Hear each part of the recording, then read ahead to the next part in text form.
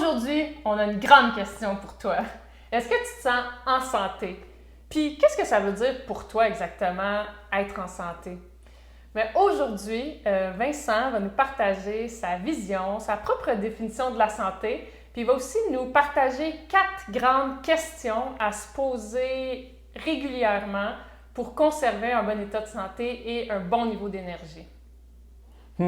Qu'est-ce que la santé? C'est toute une question, ça, Annie. En fait, moi, ça fait longtemps que je réfléchis à ce concept-là. Puis, moi, je viens d'un background, je suis un kinésiologue de formation. J'ai terminé mon bac il y a plus de 30 ans. Puis, j'ai toujours œuvré dans le domaine de l'exercice, de l'entraînement et du sport de haut niveau. Et puis, dans ma propre carrière d'athlète, quand j'étais tout jeune, je cherchais des solutions pour être performant. Puis, en cherchant tout ça, mon état de santé, en faisant des changements, mon état de santé qui était fragile quand j'étais tout jeune, s'est grandement amélioré. Fait que ça m'a ouvert les portes à cet univers-là de la santé et de l'équilibre de l'être humain. Tu sais. Puis au fil des années, je me suis mis à étudier énormément avec un monsieur particulièrement aux États-Unis qui s'appelle Paul Chek. Et puis ça m'a fait réfléchir grandement sur ce que c'est la santé. Parce que souvent, quand on pense en santé, on pense à bouger, on pense à mieux s'alimenter. Mais en fait, pour vraiment se sentir bien et se sentir en santé, il y a plus d'éléments que ça à considérer. Et après toutes ces formations, les consultations aussi que tu as avec les gens, tes réflexions, qu'est-ce que tu dirais là, que c'est la santé? C'est quoi la santé pour toi? Même je rajouterais ce que moi j'expérimente ou ce que je vis depuis, j'ai maintenant 55 ans. Donc, à ce moment-ci de ma vie, je dirais que c'est un état d'harmonie et de cohérence où les besoins de notre corps et de notre être sont respectés. Fait que quand on est dans cet état-là, on se sent capable, on se sent inspiré puis en équilibre la plupart du temps. Fait que tu dirais-tu que la santé, c'est comme un continuum, tu sais, c'est pas juste on est en santé ou on l'est pas, mais on peut être n'importe où sur cette échelle-là de la santé? Ah oui, complètement, parce qu'on n'a pas, c'est difficile d'avoir une santé parfaite. Puis il va toujours y avoir probablement des petits mal-être physiques, mentaux, émotifs qui vont se pointer le bout du nez.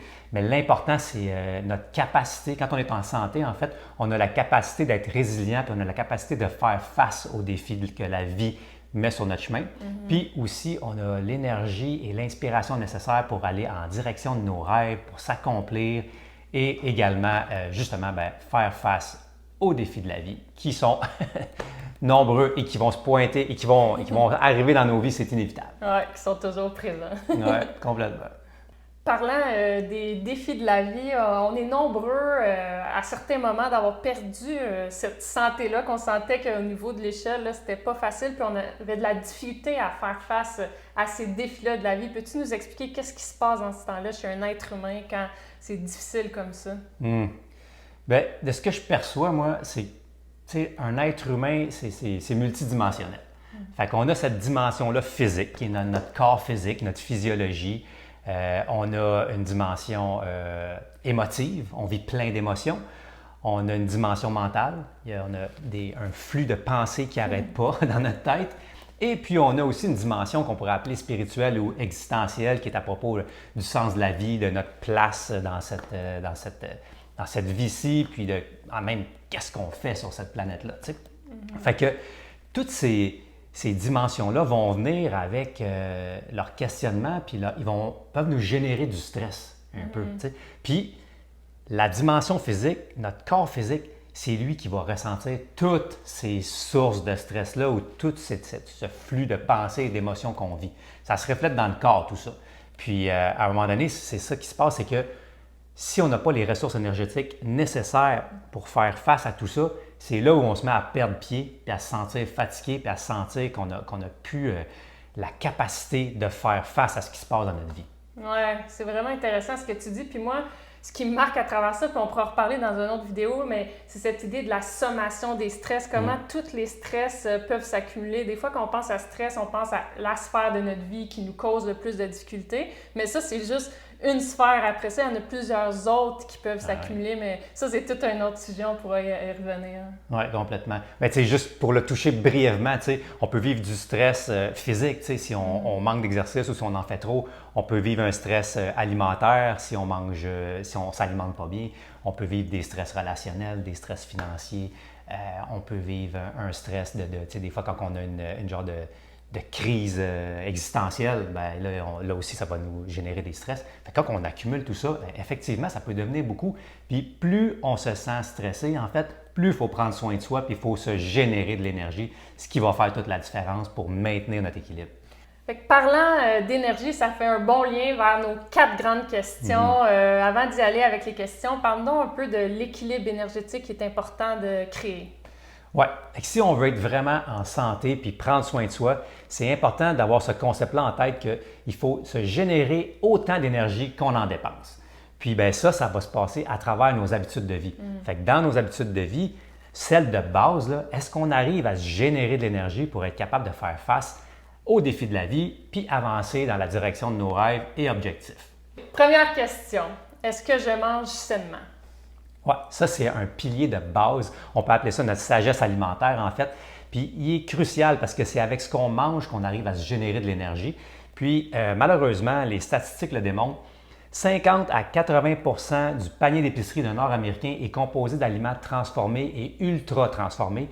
Donc, ça, c'est un problème parce que ces aliments-là sont pleins de produits chimiques et toxiques que notre corps doit éliminer. Donc, au lieu de nous donner des nutriments, il nous donne du travail à faire. En fait, il faut se désintoxiquer de tout ça au lieu d'avoir des bons nutriments pour se générer de l'énergie. Donc, de regarder comment on mange, c'est super, super, super important. Et un petit hint ici, le premier concept de base à avoir, c'est de manger des vrais aliments le plus souvent possible. Avec ça, on ne se trompe pas.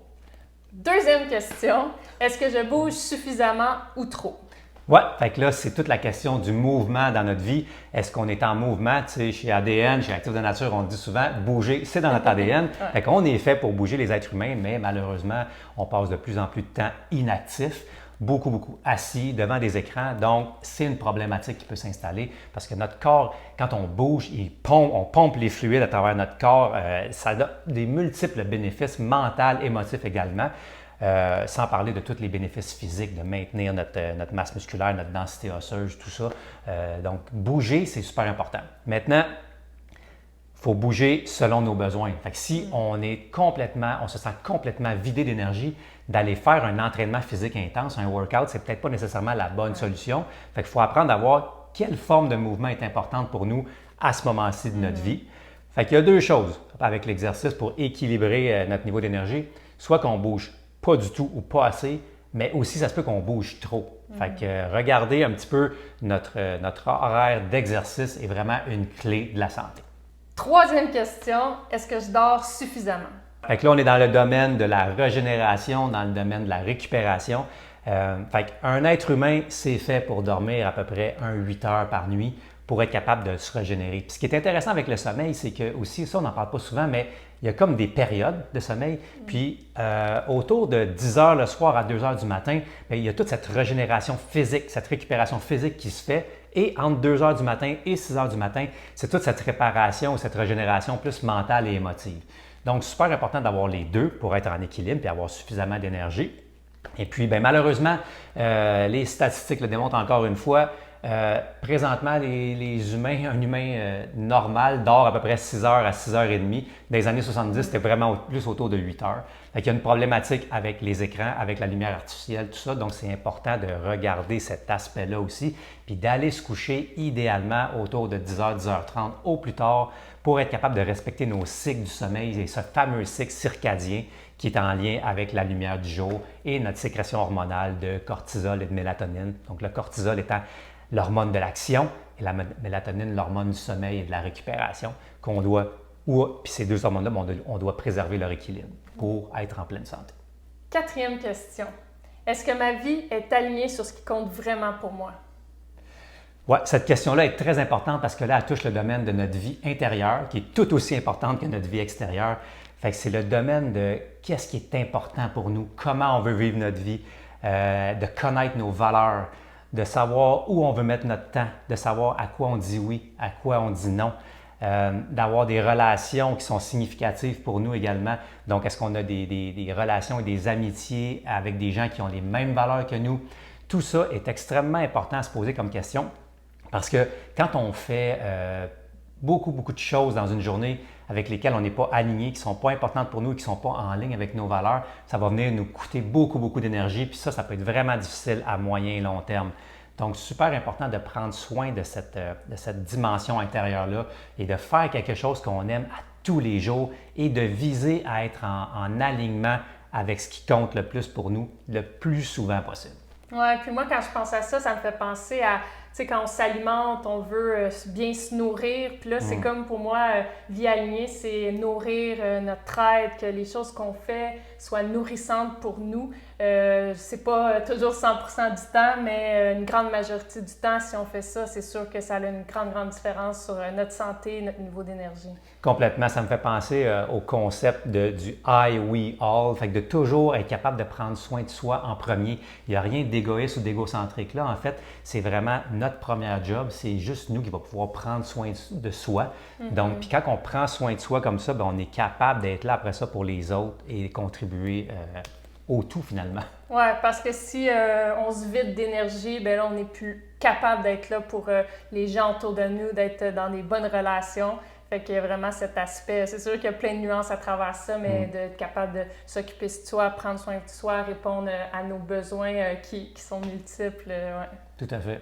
Donc, en résumé, si tu sens que présentement, sur l'échelle du continuum de la santé, ça ne va pas comme tu veux, tu as l'impression de ne pas avoir l'énergie nécessaire pour faire face aux défis de ta vie, tu peux te revenir à ces 4 questions de base, mais qui sont en lien avec 4 grandes sagesses, soit l'alimentation, le sommeil, le repos, l'exercice, le mouvement et d'avoir une vie alignée. Juste avec ça, tu peux vraiment faire un bon bout de chemin. Fait qu'on te propose de te poser ces questions-là si jamais c'est quelque chose tu veux améliorer ton niveau de santé et ton niveau d'énergie.